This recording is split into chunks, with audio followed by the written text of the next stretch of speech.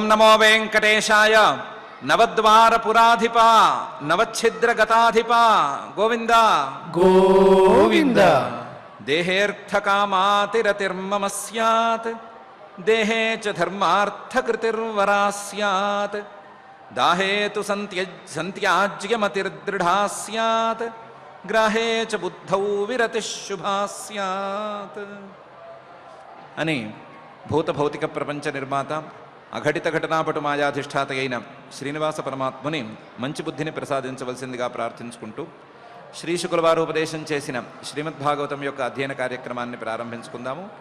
ప్రారంభంలో యథాప్రకారం ప్రార్థనా శ్లోకాలను చదువుకుని మంగళాచరణం చేసుకుందాం. ఓం నమో వెంకటేశాయ. శ్రీ గురు ప్రార్థనా. గురుర్బ్రహ్మా గురుర్విష్ణు గురుర్దేవో మహేశ్వరః గురుః సాక్షాత్ పరం బ్రహ్మ తస్మై శ్రీ గురవే నమః. శ్రీనివాస ప్రార్థనా.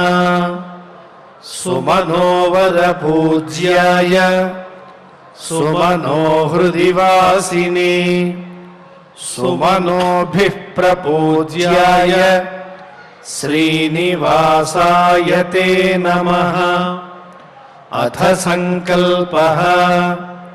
శ్రీమదాదివరాహ క్షేత్రే విరాజమానస్య నిత్యశుద్ధ బుద్ధ ముక్త స్వభావస్య లీలాగృహీత విగ్రహస్య శ్రీ పద్మావతీ జానేః అనుగ్రహేణ అస్మాకం సర్వేషాం బుద్ధిశుద్ధ్యర్థం విద్యాభివృద్ధ్యర్థం భక్తి జ్ఞాన వైరాగ్యాది తదనుకూల సర్వసంపత్ సమృద్ధ్యర్థం శ్రీ పరమేశ్వర ప్రీత్యర్థం శ్రీమద్భాగవత పాఠం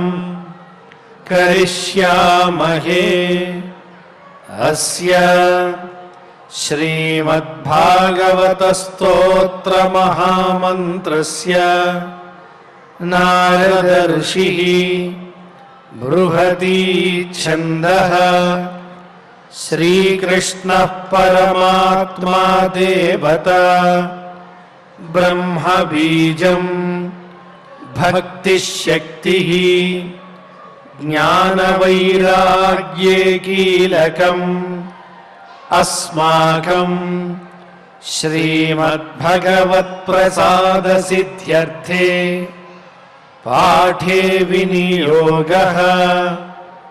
ధ్యానం నారాయణాక్షరపరాధిగమాయ యోగ్యాం వ్యాసప్రసూతశుకశృంఖలయోపదిష్టాం సంసారమూలదలనాయ చిరాయ సేవ్యాం విద్యామిమాం విదత భాగవతాభిరామాం. శ్రీ గురుభ్యో నమః. పురంజనుడు తనకు ఇష్టమైనటువంటి తనతో కలిసినటువంటి అమ్మాయితో కలిసి పురంలోకి ప్రవేశించాడు. ప్రవేశించిన ఆ పురానికి 9 ద్వారాలు ఉన్నాయని అనుకున్నాము. ఆ 9 ద్వారాల్లో 7 కనబడేటట్లున్నాయి, 2 కనిపించినట్లుగా ఉన్నాయి. అందులోనూ 5 ద్వారాలు తూర్పు దిక్కుకున్నాయి. ఒక ద్వారం దక్షిణ దిక్కుకి, ఇంకొక ద్వారం ఉత్తర దిక్కుకి ఉంది. మిగతా 2 ద్వారాలు కొంచెం పశ్చిమ దిక్కుకి తిరిగి ఉన్నాయి అని అనుకున్నాము. పంచద్వారస్తు పౌరస్త్యాః దక్షిణైకా తథోత్తర పశ్చిమే ద్వే అమూషాంతే నామాని నృపవర్ణయే అనే శ్లోకం వరకు ఈ విషయం వచ్చింది. వీటిల్లో ఒక్కొక్క ద్వారానికి ఒక్కొక్క పేరుంది. ఆ పేరుని నేను ప్రత్యేకించి చెప్తాను, పేరు దాని విశేషము అంతా చెప్తాను అని మహర్షి గారు ప్రారంభించి పై శ్లోకాల్లో ఇలా అంటున్నారు. ఖద్యోతావిర్ముఖీ చ ప్రాక్ ద్వారా వేకత్ర నిర్మితే విభ్రాజితం జనపదం యాతి తాభ్యాం ద్విమత్సఖ అని. తూర్పు ద్వారాల్లో 2 ద్వారాలు, ఆ 2 ద్వారాలు పక్కపక్కనే కట్టారు. ఎక్కువ ఎడం లేకుండా, ఎక్కువ దూరం లేకుండా పక్కపక్కనే ద్వారాలు కట్టారు. ఆ 2 ద్వారాలకి ఖద్యోత ఆవిర్ముఖి అని పేర్లు పెట్టుకున్నారు. ఖద్యోత ఆవిర్ముఖీ చ ప్రాగ్ ద్వారౌ, తూర్పు దిక్కుకు తిరుగున్నటువంటి 2 ద్వారాలు ఇవి. ఏకత్ర నిర్మితే, ద్వారాలంటే కొంచెం దూరంగా కడతారనుకుంటారేమో, కాదు, పక్కపక్కనే కట్టారు. ఏకత్రైవ నిర్మితే. ఈ ద్వారాల్లోంచి, ఈ 2 ద్వారాల్లోంచి కూడా ఈ పురంజనుడు రాకపోకలను సాగిస్తూ వచ్చాడు. ఈ ద్వారాల్లోంచి బయటకు వచ్చినప్పుడు మాత్రం విభ్రాజితం జనపదం యాతి తాభ్యాం. ఈ ద్వారాల్లోంచి బయటకు వచ్చినప్పుడల్లా విభ్రాజితం అనే పేరు కలిగినటువంటి జనపదం, తన రాజ్యంలోనే ఉండేటువంటి ఒక గ్రామీణ ప్రాంతానికి వెళుతూ వచ్చాడు. విభ్రాజితం జనపదం యాతి తాభ్యాం. ఈ విభ్రాజితం జనపదం అనే దానికి వెళ్లాల్సి వచ్చినప్పుడల్లా కూడా తాభ్యాం, ఈ 2 ద్వారాలను వాడుతూ వచ్చాడు. రాజు కదా పురంజనుడు అనే ఆయన ఒంటరిగా ఎక్కడికి వెళ్ళకూడదు. అందుకని ద్యుమత్సఖ, ద్యుమంతుడు అనే ఆయనతో కలిసి, ద్యుమంతుడు అనేటువంటి తన స్నేహితుడితో, తన పరిచారకుడితో కలిసి వెళుతూ ఉండేవాడు. ద్యుమత్సఖ, ద్యుమాన్ అనేటువంటి తన స్నేహితుడితో కలిసి ఖద్యోత ఆవిర్ముఖి అనే 2 పేర్లు కలిగినటువంటి తూర్పు దిక్కుకు తిరిగి ఉన్న, పక్కపక్కనే ఉన్న 2 ద్వారాల ద్వారా ఆయన బయటకు వచ్చి విభ్రాజితం అనే పేరు కలిగిన జనపదాన్ని, తన గ్రామీణ ప్రాంతాన్ని సందర్శించడానికి వెళుతూ ఉండేవాడు. ఇది ప్రాగ్ ద్వారాల్లో, తూర్పు దిక్కుకు తిరిగి ఉన్న 2 ద్వారాల్లో ఖద్యోత ఆవిర్ముఖి అనే 2 ద్వారాలకి పేరు. ఖద్యోత ఆవిర్ముఖీ చ ప్రాగ్ ద్వారా వేకత్ర నిర్మితే విభ్రాజితం జనపదం యాతి తాభ్యాం ద్యుమత్సఖ. ఇందులో ద్యుమత్సఖ అనే దాన్ని ఇంకో రకంగా కూడా తీసుకోవచ్చు కావాలంటేను. ద్యుమాన్ అంటే సూర్యుడు, ద్యుమత్సఖ సూర్యుడు వెలుగుతూ ఉన్నప్పుడు, వెలుగు బాగా ఉన్నప్పుడు ఇందులోంచి బయటకు వచ్చేవాడు. వెలుగు బాగా ఉన్నప్పుడే ఆ విభ్రాజితం అని ఆ వెలుగుతో నిండినటువంటి జనపదానికి వెళ్ళేవాడు. వెళ్ళటానికి మాత్రం ఈ 2 ద్వారాలను వాడుకునేవాడు అనైనా చెప్పుకోవచ్చు. ద్యుమత్సఖ సూర్యుడిని సహాయంగా తీసుకుని సూర్యుడు వెలుగులో వెళ్ళాడు అనైనా చెప్పుకోవచ్చు. అలా వెళ్ళాడు. ఇది మొదటి 2 ద్వారాల కథ అయితే, నలినీ నాలినీ చ ప్రాక్ ద్వారా వేకత్ర నిర్మితే అవధూత సఖస్తాభ్యాం విషయం యాతి సౌరభం అని తర్వాత ఉన్న 2 ద్వారాల పేర్లు, వాటి ద్వారా ఆయన చేసిన పని ఉంది. తర్వాత ఈ ఖద్యోత ఆవిర్ముఖి తర్వాత నలిని నాలిని అని 2 ద్వారాలు, నలిని నాలిని అనే 2 ద్వారాలు. ఇవి కూడా తూర్పుకు తిరిగి ఉన్నటువంటి ద్వారాలు. ఇవి కూడా పక్కపక్కనే నిర్మించారు. ఏకత్ర నిర్మితే నలిని నాలిని చ ప్రాగ్ద్వారౌ ఏకత్ర నిర్మితే. వీటి గుండా ఈ పురంజనుడు రాకపోకలు సాగించాడు. అయితే అవధూత సఖ, అవధూత అనే తన స్నేహితుడు ఒకడు ఉంటే అతడితో కలిసి అవధూత సఖ తాభ్యాం ఈ 2 ద్వారాల గుండా విషయం, తాను వెళ్ళవలసినటువంటి తన రాజ్యంలో ఉండే ఒక ప్రదేశానికి వెళుతూ ఉండేవాడు. విషయం యాతి, ఆ ప్రదేశానికి సౌరభం అని పేరు. సౌరభం మంచి వాసనలతో నిండి ఉన్న ప్రదేశమనో, లేదా దాని పేరే సౌరభం అనో పేరు. ఆ పేరు కలిగిన ప్రదేశానికి వెళుతూ ఉండేవాడు. నలిని నాలిని అని ద్వారాలు. ఈ ద్వారాలు 2 తూర్పు దిక్కుకు తిరిగి ఉన్నాయి. తూర్పు దిక్కుకు తిరిగి ఉన్న ఈ 2 ద్వారాలు పక్కపక్కనే ఉన్నాయి. పక్కపక్కనే ఉండేటువంటి ఈ ద్వారాల గుండా సౌరభం అనేటువంటి ప్రదేశానికి పురంజనుడు వెళ్ళేవాడు. వెళ్ళేటప్పుడు అవధూత అనే తన స్నేహితుడిని తీసుకెళ్ళేవాడు. అవధూత సఖ అనేదాన్ని ఇంకో రకంగా కూడా చెప్పుకోవచ్చు. అవధూత అని వాయువుకు పేరుంది.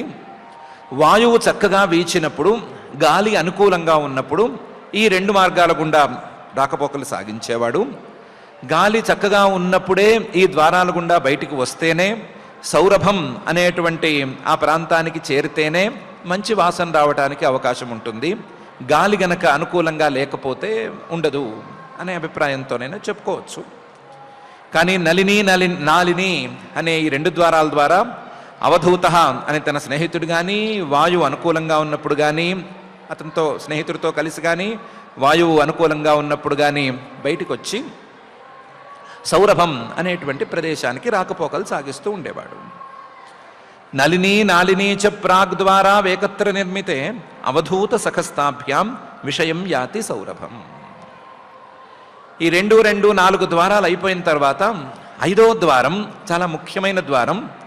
ముఖ్యమైన ద్వారం కాబట్టి వేరే పేరు పెట్టకూడదు అనుకుని దానికి ముఖ్యా అనే పేరు పెట్టేశారు. ముఖ్యానామ పురస్తాద్వాహ తయాపణ బహూదనౌ విషయౌ యాతి పురరాట్ రసజ్ఞ విపణాన్విత అని ఆ ద్వారం గుండా అతను ఎలా రాకపోకలు సాగించేవాడు అని కూడా చెప్తున్నారు. పురస్తాద్వాహ తూర్పు దిక్కుకు తిరిగి ఉన్న 5వ ద్వారం, అది ముఖ్యమైన ద్వారం కాబట్టి ముఖ్య అనే పేరు పెట్టేశారు. ముఖ్యానామ పురస్తాత్ ద్వాహ. ఈ ద్వారం గుండా ఇతను ఒకే ద్వారం గుండా 2 ప్రదేశాలకు రాకపోకలు సాగించేవాడు. 2 ప్రదేశాలు తయా ఆ ద్వారం గుండా రాకపోకలు సాగించడానికి వీలుగా ఉండేవి. అది ఆపణ బహూదనౌ. ఆపణం అని ఒక ప్రదేశం, బహూదనం అని ఇంకొక ప్రదేశం. ఆ ప్రదేశానికి రాకపోకలు ఒక దారి గుండా సాగించేవాడు. ఈయన మహారాజు గారు కాబట్టి, నగరం మొత్తం ఆయనది కాబట్టి, ఇంతకుముందు 2 ద్వారాలు వాడి ఒక ప్రదేశానికి ఎందుకు వెళ్ళావు, ఇప్పుడు ఒక ద్వారమే వాడి 2 ప్రదేశాలకు ఎందుకు వెళుతున్నావు అని అడిగే హక్కు ఎవరికీ లేదు. ఆయన ఇష్టం ప్రకారం ఆయన చేశాడు. ఆపణ బహూదనౌ అనే 2 ప్రదేశాలకి ఒకే ద్వారం గుండా వెళ్ళేవాడు. విషయౌ ఇవి ఆయన రాజ్యంలోనే ఉండే కొన్ని ప్రాంతాలు, అక్కడికి వెళ్ళేవాడు. ఎందుకు వెళ్ళేవాడు? పురరాట్, ఆయన రాజు ఆయన అడిగేవారు ఎవరు లేరు కాబట్టి వెళ్ళేవాడు. వెళ్ళేటప్పుడు మాత్రం రసజ్ఞ విపణాన్విత. ఆపణం అనే ప్రదేశానికి వెళ్ళినప్పుడు రసజ్ఞ అనే ఆయన్ని తోడుగా తీసుకెళ్ళేవాడు. బహూదన అనేటువంటి ప్రాంతానికి వెళ్ళినప్పుడు మాత్రం విపణ అనే తన స్నేహితుడిని తీసుకెళ్ళేవాడు. రసజ్ఞాన్విత ఆపణం, విపణాన్విత బహూదనం యాతి. ఒకే దారి, వెళ్ళవలసిన ప్రదేశాలు 2, వెళ్ళవలసిన ప్రదేశాలకి తోడుగా తీసుకెళ్లేవాళ్ళు 2 అనే తీరులో రాకపోకలు చేశాడు. ముఖ్యానామ పురస్తాద్వాహ తయా ఆపణ బహూదనౌ విషయౌ యాతి పురరాట్ రసజ్ఞ విపణాన్విత అని ఈ శ్లోకంలో ముఖ్యమైన ద్వారం, ఆ ద్వారం గుండా ఈయన రాకపోకలు సాగించిన విధానం, దాని గురించి చెప్పారు. ఇలా మొత్తం తూర్పు దిక్కుకు తిరిగిన 5 ద్వారాలు పూర్తయిన తర్వాత పితృహూర్ నృప పుర్యాద్వాహ దక్షిణేన పురంజన రాష్ట్రం దక్షిణ పంచాలం యాతి శ్రుతధరాన్విత అని దక్షిణం వైపు ఉన్నటువంటి ఒక ద్వారాన్ని గురించి మహర్షి గారు చెప్తున్నారు. దక్షిణం వైపు ఉన్న ద్వారానికి పితృహూహు అని పేరు పెట్టారు. మిగతా వాటికి అలా ఎందుకు పేరు పెట్టారు అని అడగనప్పుడు దీనికి ఇలా పేరు ఎందుకు పెట్టారు అని కూడా అడిగేందుకు ఏమీ లేదు కాబట్టి పితృహూహు అని పెట్టారు. పితృహూహు నృప ఓ ప్రాచీన బర్హి పుర్యాహ ద్వాహ దక్షిణేన, దక్షిణ దిక్కులో ఉండేటువంటి ద్వారం. ఈ ద్వారం ద్వారా పురంజన, ఆ పురానికి అధిపతి అయినటువంటి పురంజన మహారాజు గారు రాష్ట్రం దక్షిణ పంచాలం యాతి. దక్షిణ పంచాలం హిమాలయ సానువుల్లో ఉన్నాడు కాబట్టి హిమాలయ సానువులకి దగ్గరగా ఉండేటువంటి మరొక రాజ్యం పంచాల దేశం. ఆ పంచాల దేశంలోని దక్షిణ ప్రాంతానికి ఈయన వెళ్తూ ఉండేవాడు. రాష్ట్రం దక్షిణ పంచాలం యాతి. తోడుగా మాత్రం శృతధరాన్విత, శృతధర అని ఒక ఆయన తోడుంటే ఆయన్ని తోడుగా తీసుకెళ్ళేవాడు, ఆయనతో కలిసి వెళ్ళేవాడు. శృతధరుడు అనే ఆయన తోడు, ఆయన్ని తోడుగా తీసుకుని పితృహూహు అనేటువంటి ద్వారం గుండా, దక్షిణం వైపు ఉన్న ద్వారం గుండా బయలుదేరి దక్షిణ ప్రాంతం, దక్షిణ పంచాల దేశ ప్రాంతానికి ఈ పురంజనుడు రాకపోకలు సాగించాడు. పితృహూర్నృపత్ పుర్యాద్వాహ దక్షిణేన పురంజన రాష్ట్రం దక్షిణ పంచాలం యాతి శ్రుతధరాన్విత. ఇది దక్షిణం వైపు ఉన్నటువంటి ద్వారం తాలూకు కథ అయితే, దేవహూర్నామ పుర్యాద్వాహ ఉత్తరేణ పురంజన రాష్ట్రం ఉత్తర పంచాలం యాతి శ్రుతధరాన్విత. ఉత్తరం వైపు ఉన్న ద్వారానికి దేవహూహు అని పేరు పెట్టుకున్నారు. దేవహూర్నామ పుర్యాద్వాహ, ఆ పురంజనుడు ఉన్నటువంటి నగరానికి ఉత్తరేణ ఉత్తర ద్వారం ఒకటి ఉంది, దానికి దేవహూహు అని పేరుంది. ఆ ద్వారం గుండా పురంజన, ఆ పురంలో నివాసం ఉండేటువంటి ఈ పురంజనుడు రాష్ట్రం ఉత్తర పంచాలం యాతి, ఉత్తర పంచాల దేశం అంటే పంచాల దేశంలోని ఉత్తర ప్రాంతానికి వెళుతూ ఉండేవాడు.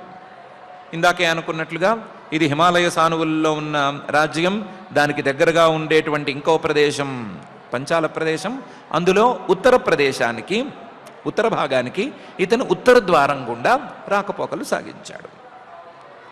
దీనికి కూడా శ్రుతధరాన్విత, శ్రుతధరుడు అనే ఆయన్నే తోడు తీసుకెళ్ళాడు. రెండు ద్వారాలకి ఒకే తోడు తీసుకెళ్ళాడు. ఇంతకుముందు ఒకే ద్వారం గుండా బయటకు వచ్చేటప్పుడు తోడుగా ఇద్దరిని తీసుకెళ్ళాడు, వేరువేరు ప్రదేశాలకి వెళుతున్నప్పుడు తోడుగా ఇద్దరిని తీసుకెళ్ళాడు. ఇప్పుడు రెండు ద్వారాల గుండా వెళ్ళేటప్పుడు వేరువేరు ప్రదేశాలకే వెళుతున్నాడు. అయినా సరే తోడును మాత్రం శ్రుతధరుడు అనే ఒకే ఆయన్ని తీసుకెళ్తున్నాడు. ఆయన ఇష్టమైంది ఆయన తీసుకెళ్తున్నాడు. దేవహూర్నామ పుర్యాద్వాహ ఉత్తరేణ పురంజన రాష్ట్రం ఉత్తర పంచాలం యాతి శ్రుతధరాన్విత. ఇప్పటికీ ఈ ద్వారంతో 7 ద్వారాలు పూర్తయినాయి. తూర్పుకున్న 5, దక్షిణ ఉత్తర ద్వారాలు మొత్తం కలిపి 7 అయిపోయినాయి.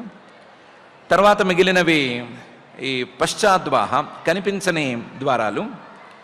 అందులో ఒకటి ఆసురీనామ పశ్చాద్వాహ తయా యాతి పురంజన గ్రామకం నామ విషయం దుర్మదేన సమన్విత. ఆసురి అని ఆ పశ్చాద్వారాల్లో, పశ్చిమ దిక్కుకి లేదా కనిపించకుండా ఉన్నటువంటి ద్వారాల్లో ఒక ద్వారానికి పేరు. ఆ ఆసురి అనే ద్వారం గుండా ఆసురీనామ పశ్చాద్వాహ తయా యాతి పురంజన, పురంజనుడు రాకపోకలు సాగించాడు. ఆ ద్వారం గుండా గ్రామకం నామ విషయం, గ్రామక అంటే చిన్న చిన్న గ్రామాలు అని చెప్పుకోవచ్చు. విషయం తన రాజ్యంలోనే ఉండేటువంటి కొన్ని ప్రదేశాలవి, వాటికి చిన్న చిన్న గ్రామాలకి రాకపోకలు సాగించేవాడు. కుగ్రామాలకి గ్రామక అని పేరు. ఆ గ్రామకం నామ విషయం యాతి వెళ్ళొస్తూ ఉండేవాడు. తోడుగా దుర్మదేన సమన్విత, దుర్మద అని ఒక ఆయన్ని తోడు తీసుకెళ్తూ ఉండేవాడు. ఈ కుగ్రామాలకు వెళ్ళేటప్పుడు దుర్మదుడిని ఎందుకు తీసుకెళ్ళాలి అనే ప్రశ్న కూడా లేదు. ఆయన ఇష్టమైంది ఆయన దుర్మదుడిని కూడా తీసుకుని కుగ్రామాలకు వెళుతూ ఉండేవాడు. ఆసురీనామ పశ్చాద్వాహ తయా యాతి పురంజన గ్రామకం నామ విషయం దుర్మదేన సమన్విత. ఇది 8వ ద్వారం, పశ్చిమ దిక్కుకి లేదా కనిపించకుండా ఉన్నటువంటి ద్వారం తాలూకు వ్యవహారం. 9వ ద్వారం నిరుతిర్నామ పశ్చాద్వాహ తయా యాతి పురంజన వైశసం నామ విషయం లుబ్ధకేన సమన్విత అని. నిరుతిర్నామ పశ్చాద్వాహ 9వ ద్వారము లేదా పశ్చిమ దిక్కుల్లో ఉండే 2వ ద్వారము నిరుతి అనే పేరు కలిగిన ద్వారం. ఈ నిరుతిర్నామ పశ్చాద్వాహ ఈ ద్వారం గుండా తయా పురంజనుడు రాకపోకలు సాగించేవాడు.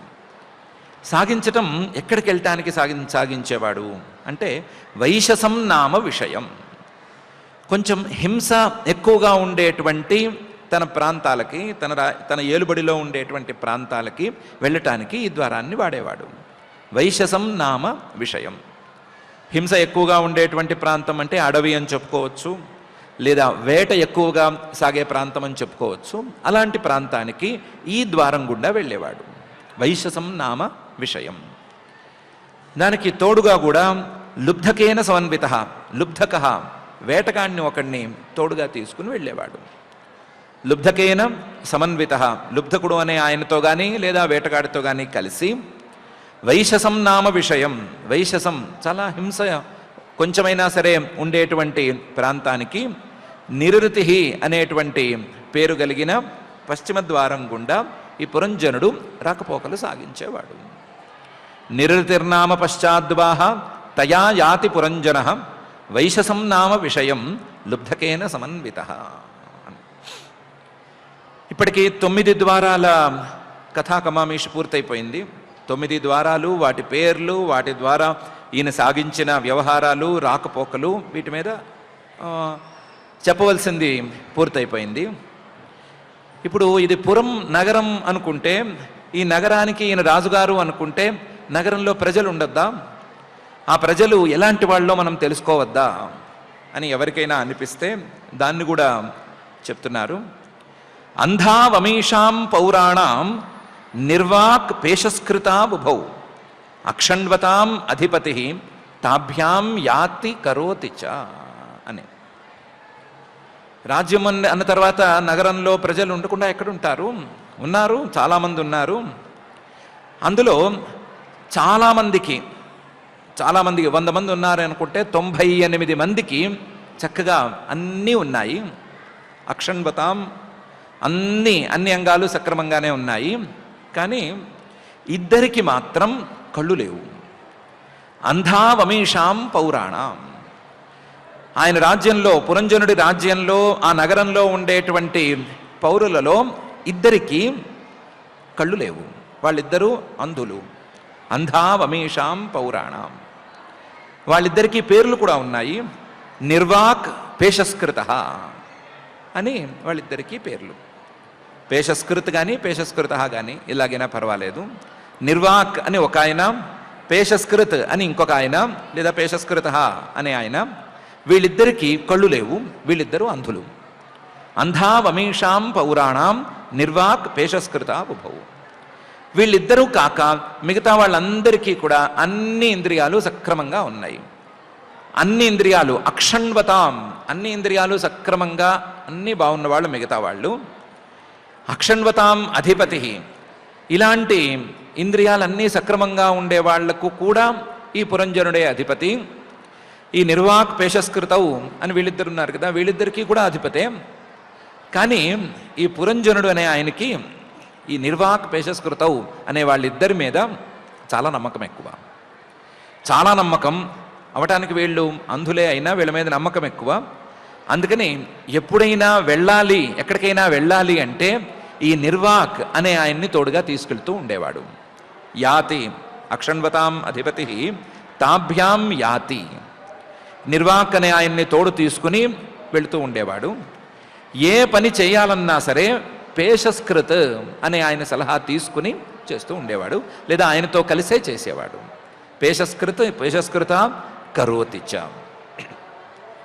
పౌరులు చాలామంది ఉన్నారు. పౌరులందరికీ సుమారుగా అందరికీ అన్నీ బాగున్నాయి.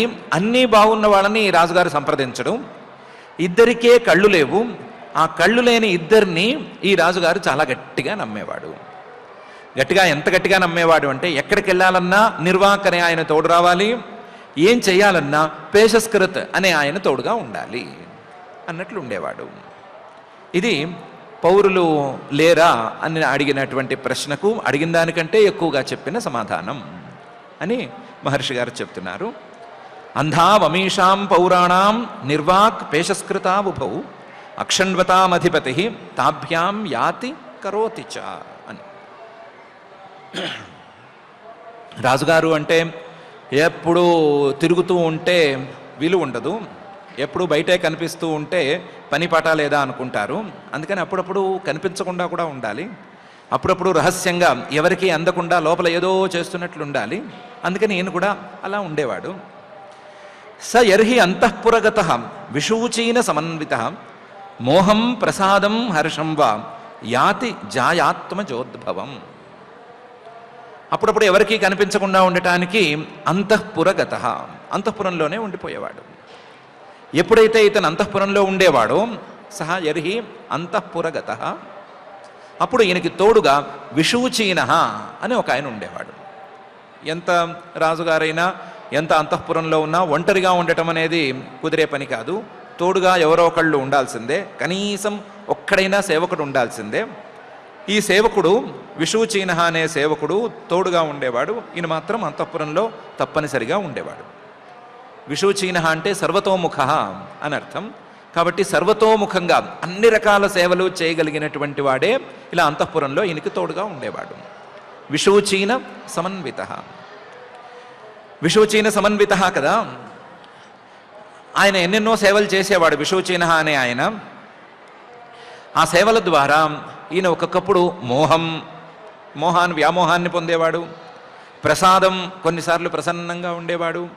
హర్షంబా, కొన్నిసార్లు సంతోషపడేవాడు. యాతి, పొందుతూ ఉండేవాడు.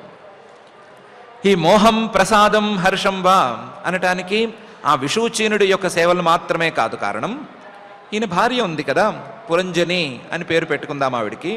పురంజని అనే ఆవిడ ఉంది కదా, ఆవిడ ద్వారా కూడా మోహం, ప్రసాదం, హర్షంచ అనే 3 ప్రయోజనాలను పొందుతూ ఉండేవాడు. భార్య ఉంది, కొన్నాళ్ళకైనా పిల్లలు పుట్టాలి కదా వీళ్ళకి, ఆత్మజోద్భవం. ఆ పిల్లల ద్వారా కూడా మోహం, ప్రసాదం, హర్షంచ యాతి. అంతఃపురానికి వెళితే విషూచీనుడు అని ఆయన సేవలు చేసినా ఇవే వచ్చేవి. లేకపోతే భార్య పురంజని ఆవిడ తోడుగా ఉన్నా ఇవే ఫలితాలు వచ్చేవి. లేదా పిల్లలు వచ్చి చుట్టూ మోగినా ఇవే ఫలితాలు వచ్చేవి. స యర్హి అంతఃపురగత విషూచీన సమన్విత మోహం, ప్రసాదం, హర్షం వా యాతి జాయా ఆత్మజోద్భవం. అంతఃపురంలో ఉన్నప్పుడు ఈ భార్య, పిల్లలు వీటి వ్యవహారం చూసుకునేవాడు. బయటికి వెళ్ళినప్పుడు ఆయా ప్రాంతాలని సందర్శించి రాజ్యంలో వ్యవహారాలని చక్కబెట్టేవాడు. ఇలా ఏవం కర్మసు సంసక్త కామాత్మా వంచితో బుధ మహిషీ యద్యదీహేత తత్తదేవ అన్వవర్తత. ఈ రకంగా నగరంలోకి వెళ్ళాడు. అందులో ఉండే ద్వారాలను వాడటం మొదలుపెట్టాడు. వాటిలోంచి రాకపోకలు ఇవన్నీ సాగిస్తున్నాడు. వాటితో ఏవేవో పనులు చేస్తున్నాడు. నగరంలో ఉన్న వాళ్ళను కూడా వాడుకుంటున్నాడు. నగరంలో ఉన్న వాళ్ళు చాలామంది ఈయనకి సేవలు చేస్తున్నారు. అందులో ఈ విషూచీన అనే ఆయన తెగ సేవలు చేసేస్తున్నాడు. ఇన్ని జరుగుతూ ఉంటే ఏం జరిగింది అంటే, ఏవం ఈ విధంగా నడుస్తూ ఉంటే కర్మసు సంసక్త, వాళ్ళు సేవలు చేస్తుంటే వాళ్ళు మెల్లమెల్లగా ఈ రాజుగారితో పనులు చేయించడం మొదలుపెట్టారు. సేవలు చేస్తున్నట్లుగా చేస్తూ రాజుగారితో పనులు చేయించడం మొదలుపెట్టారు. కర్మసు సంసక్త, ఈ రాజుగారు కూడా వాళ్ళతో సేవలు చేయించుకోవాలి, మనం ఎంజాయ్ చేయాలి అనే భావన పక్కన పెట్టి కర్మసు సంసక్త, వాళ్ళు ఏం పని చెప్తే అది చేయటం అని మొదలుపెట్టాడు. కర్మసు సంసక్త, వాళ్ళు ఈ చుట్టుపక్కల ఉన్నటువంటి వాళ్ళు ఈయనకి చాలా అలవాట్లు చేశారు. అందులో కొత్త కొత్త కోరికలను కోరటం అనే అలవాటు కూడా చేశారు. ఎంతకాలం పాటు ఈ చిన్న నగరాన్ని అట్టు పెట్టుకుంటావు, నీ నగరాన్ని, నీ రాజ్యాన్ని విస్తరించక్కర్లేదా, నీ పెంచాలి కదా అని ఏవేవో మాటలు చెప్పారు. దాంతో ఈయనకు కూడా నా సామ్రాజ్యాన్ని పెంచుకోవాలి, ఇంతలోనే పరిమితం అవ్వకూడదు, మన చాలా చిన్న రాజ్యం, ఇంకా పెరగాలి అనే రాజ్య విస్తరణ మీద ఆకాంక్ష లాంటివన్నీ ఈయనకి పెరిగిపోయినాయి. దాంతో కామాత్మ ఆకాంక్షలతోనే మునిగిపోయాడు. విస్తరణ అనే కాంక్ష వస్తే ఎలా ఉంటుందో అలా తయారైపోయాడు. దాంతో వంచిత, వీళ్ళందరూ అతన్ని మోసం చేయగలిగారు. ముందేమో ఈ పురంజనుడు అనే ఆయన్ని, నువ్వు నగరంలోకి ప్రవేశిస్తే నేను, నా పరివారము నీకు ఎనలేని సేవలు చేసి పెడతాము, నువ్వు హాయిగా కాలు మీద కాలు వేసుకుని కూర్చోవచ్చు అని పురంజని గారు చెప్పింది. అది ఎంతవరకు ఆవిడ నిభాయిస్తోందో తెలియదు, కానీ చుట్టుపక్కల వాళ్ళు మాత్రం ఈయన్ని బాగా మోసం చేసేశారు. మోసం చేసి ఈయనకి ఎక్కడ లేని విస్తరణ కాంక్షని వాటిని పెంచేసి వాటి మీదే ఆలోచనలు, వాటి గురించే నిరంతరం ఆలోచిస్తూ ఉండటం అనే పరిస్థితుల్ని తెచ్చిపెట్టేశారు. దాంతో పాపం ఈయన అబుధ, ఏది మనం ఏమనుకుని లోపలికి వచ్చాము, ఏం చేస్తున్నాము, మన విస్తరణ, ఈ కాంక్ష ఎప్పటికీ తీరేను, ఇలాంటి విషయాలు ఏవి పట్టించుకోకుండా కేవలం విస్తరణ కాంక్ష అనే పని మీదే పడిపోయాడు. అబుధ తాను ఎందుకు ఈ శరీరంలోకి వచ్చాడు, తానెందుకు ఈ నగరంలోకి వచ్చాడు అనే విషయాన్ని మర్చిపోయాడు అబుధ. దీనికి తోడు క్రమక్రమంగా ఈ పురంజని అనే ఆవిడ ఆయన మీద పట్టు పెంచేసుకుంటూ వచ్చింది. ఎంత బాగా పెంచుకుంది అంటే మహిషీ యద్యదీహేత తత్తదేవ అన్వవర్తత. ఆ పురంజని ఏం చేస్తే, ఏ రకంగా చేస్తే ఈయన అది చేయటం, ఆ రకంగా చేయటం అనేది అలవాటుగా మార్చేసుకున్నాడు. మహిషీ యద్యదీహేత, ఆవిడ ఏమనుకుంటే అది చేస్తుంది, ఆవిడేమనుకుంటే ఈయన అది చేస్తాడు. మహిషీ యద్యదీహేత తత్తదేవ అన్వవర్తత, అదే ఈయన కూడా అనుసరిస్తూ వచ్చేశాడు. పాపం ఇంతకుముందు పెళ్లికి ముందు చేసిన ప్రతిజ్ఞలన్నీ హుష్కాకి అయిపోయినాయి. నిన్ను సుఖపెడతాను అనే మాట పోయింది. ఇప్పుడు ఆవిడ ఏం చేస్తే అది చేయవలసిన పరిస్థితికి ఈయన వచ్చేశాడు. ఏవం కర్మసు సంసక్త కామాత్మా వంచితో బుధ మహిషీ యద్యదీహేత తత్తదేవ అన్వవర్తత. ఆవిడ చేయరాని పనులు ఏం చేస్తోంది అంటే, చేయరాని పనులంటూ ఏమీ చేయట్లేదు. ఆవిడ ఒక మహారాణిగా ఏం చేయాలో అవే చేస్తోంది. ఆవిడ స్వభావానుసారం, ఆవిడ స్వభావ సిద్ధంగా ఏం చేయాలో అవి చేస్తోంది. ఈయన మాత్రం ఆవిడేం చేస్తుంటే అది చేస్తున్నాడు. ఇదే తేడా. క్వచిత్ పిబంత్యాం పిబతి మదిరాం మదవిహ్వల అశ్నంత్యాం క్వచిదశ్నాతి జక్షత్యాం సహ జక్షతి. ఆ పురంజనికి ఎప్పుడైనా తాగాలి అని అనిపిస్తే, అందులోనూ మదిరాం మద్యం తాగాలి అనిపిస్తే ఆవిడ గడగడ ఆవిడ మానాన్ని తాగేస్తూ ఉండేది. ఈయనే ఆవిడ ఏం చేస్తోంది, ఏం తాగుతోంది అని కనిపెట్టి ఈయన కూడా ఒక గ్లాస్ తీసుకెళ్ళి నాకు కూడా ఒక పొయ్యి 60 90 ఎంతో కొంత పొయ్యి అని అడిగి పోయించుకుని తాగుతూ ఉండేవాడు. క్వచిత్ పిబంత్యాం పిబతి మదిరాం, తాగిన తర్వాత మదవిహ్వల, తాను కూడా ఆ పురంజని తాగి ఎలా సంతోషపడుతుందో అలా సంతోషపడేవాడు. మదిరాం మదవిహ్వల. స్వతంత్రంగా మాత్రం ఎప్పుడూ పుచ్చుకోలేదు. స్వతంత్రంగా 60 90 కాదు, కనీసం 30 15 కూడా ఎప్పుడూ పుచ్చుకోలేదు. ఆవిడ తాగితేనే ఈయన తాగేవాడు. క్వచిత్ పిబంత్యాం పిబతి మదిరాం మదవిహ్వల అశ్నంత్యాం క్వచిత్ అశ్నాతి. పోను పోను రాను రాను నాకు ఆకలేస్తోంది అని చెప్పడం కూడా మానేశాడు ఈయన. ఆవిడికి ఎప్పుడైనా ఆకలేస్తే ఆవిడ అన్నం తింటుంటే ఈయన కూడా ఒక కంచం పెట్టుకుని అక్కడ పక్కనే కూర్చుని ఆవిడ తింటున్న అన్నమే తింటూ ఉండేవాడు. లేదా అందులోనే కలబడి తినేవాడేమో తెలియదు, అంతఃపురంలో జరిగిన వ్యవహారం కదా. అశ్నంత్యాం క్వచిద్ అశ్నాతి, ఆవిడ తింటేనే, ఆవిడ తింటూ ఉంటేనే ఈయన తింటూ ఉండేవాడు. జక్షత్యాం సహ జక్షతి, ఆవిడ అన్నం మింగితేనే, ముద్ద మింగితేనే ఈయన కూడా ముంగితూ ఉండేవాడు. ఆవిడ నవిలితే ఈయన నవలటం, ఆవిడ ముద్ద మింగితే ఈయన ముద్ద మింగటం అనే పరిస్థితి దాకా వచ్చేశాడు. క్వచిత్ పిబంత్యాం పిబతి మదిరాం మదవిహ్వల అశ్నంత్యాం క్వచిద్ అశ్నాతి జక్షత్యాం సహ జక్షతి. క్వచిత్ గాయతి గాయంత్యాం రుదత్యాం రుదతి క్వచిత్ క్వచిద్ హసంత్యాం హసతి జల్పంత్యాం అనుజల్పతి. రాను రాను ఆవిడ తన స్వరూపాన్ని బయట పెట్టింది. ఆవిడ కొంచెం తేడాగా ఉండేట్టుంది. క్వచిత్ గాయంత్యాం గాయతి, ఎప్పుడు ఆవిడకి మూడొస్తుంది, మూడొచ్చినప్పుడు పాటలు పాడుతుంది. ఆవిడ పాటలు పాడితే ఈయన కూడా హమ్మింగ్ లాగా చేస్తూ ఉండవలసిందే. ఈయన పాడేవాడు స్వతంత్రంగానే, ఆవిడ కోసం అన్నట్లుగా ఆవిడ మీద ఇష్టం కొద్దీ పాడేవాడు. క్వచిత్ గాయంత్యాం గాయతి. ఆవిడకి ఇంకోసారి ఇంకో మూడొస్తే ఓహని ఏడ్చేది, భోరున ఏడుస్తూ ఉండేది, కారణం చెప్పకుండా ఏడ్చేది. ఆవిడ ఏడిస్తే మాత్రం ఈయన ఏ కారణమో అడగకుండా, కారణం ఉందా లేదా అని చూడకుండా ఆవిడతో పాటు ఈయన కూడా భోరున ఏడుస్తూ ఉండేవాడు. రుదంత్యాం రుదతి క్వచిత్. ఒకప్పుడు ఈ ఏడుపు పూర్తవుతూనే ఆవిడ పక్క నవ్వుతూ ఉండేది. క్వచిత్ హసంత్యాం హసతి, ఆవిడ నవ్వుతుంటే ఇంతవరకు ఏడుస్తూ ఉన్న దానివి కన్నీళ్లు కూడా తుడుచుకోకుండా ఎందుకు నవ్వుతున్నావు అని అడిగేవాడు కాడు. కారణం ఏంటి అని అడగకుండా ఈయన కూడా పక్క నవ్వేస్తూ ఉండేవాడు. ఆవిడ వికటాట్టహాసం చేస్తే ఈయన వికటాట్టహాసం చేయటం, ఆవిడ పక్క నవ్వితే ఈయన నవ్వటం, ఆవిడ ఏదో చిరునవ్వు నవ్వితే ఈయన కూడా చిరునవ్వి నవ్వటం అనే పరిస్థితులకు వచ్చేసాడు. క్వచిత్ హసంత్యాం హసతి.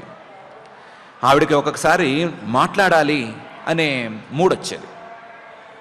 జల్పంత్యాం అను జల్పతి.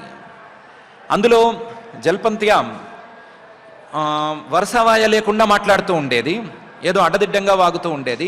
ఆవిడ అడ్డదిడ్డంగా వాగితే ఈయన అంతకంటే అడ్డదిడ్డంగా ఆవిడతో కూర్చుని వాగటం మొదలుపెట్టాడు. కొన్నిసార్లు ఆవిడ పోట్లాడేది, నేనే గెలవాలి అని పోట్లాడేది. ఆవిడ పోట్లాటని నిలబెట్టడానికి ఆవిడికి ఉన్న ఫైటింగ్ నేచర్ని దాన్ని తృప్తిపరచడానికి ఈయన కూడా ఎదురు పోట్లాడుతూ ఉండేవాడు. జల్పంత్యాం అను జల్పతి, క్వచిత్ గాయతి గాయంత్యాం రుదంత్యాం రుదతి క్వచిత్, క్వచిత్ హసంత్యాం హసతి జల్పంత్యాం అను జల్పతి. ఆవిడికి మూడొస్తే వాకింగ్ చేయటము జాగింగ్ చేయటము మానేసి రన్నింగ్ చేస్తూ ఉండేది. అప్పుడు క్వచిత్ ధావతి ధావంత్యాం తిష్టంత్యాం అనుతిష్టతి, అనుశేతే శయానాయాం అన్వాస్తే క్వచిదాసతి.